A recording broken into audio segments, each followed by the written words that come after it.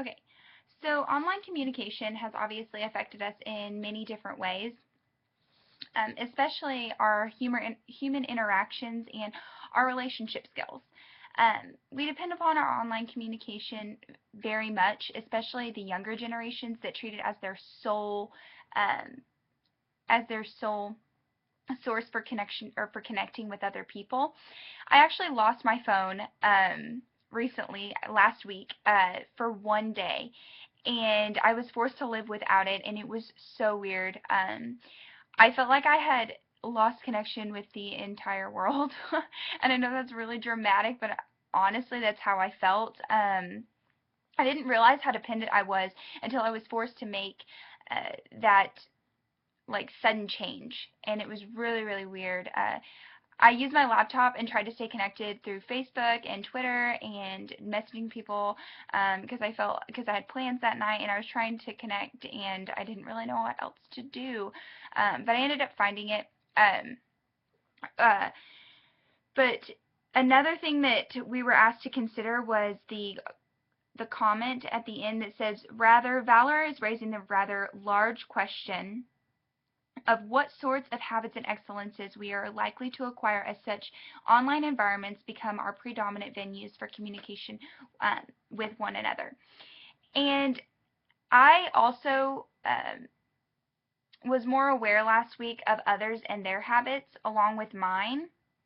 At lunch, all of my friends and I have fallen into that habit of getting on our phones and texting, and it's like we can't go without it for longer than 30 minutes. And um, I it's kind of scary, honestly, and I didn't realize how much our generation and even younger generations depend upon it.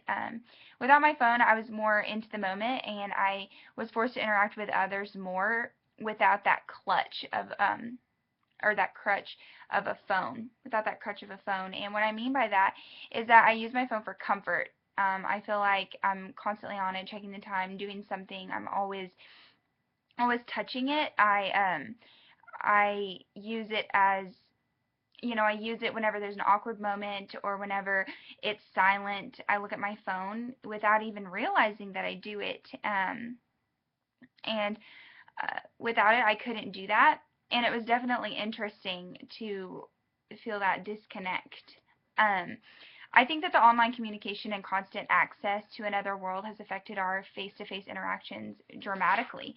Um, we can't really hold conversations as long, and we depend upon the online world and our phones a lot.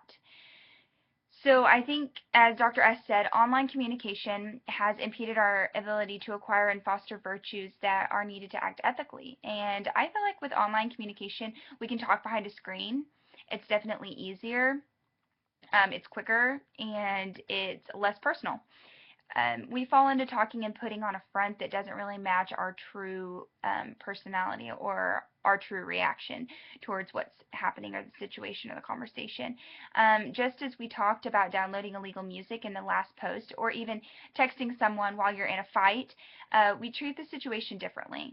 So in person, we may not steal a CD from an actual, like a tangible CD from an actual video store, but online, we're not afraid to download it.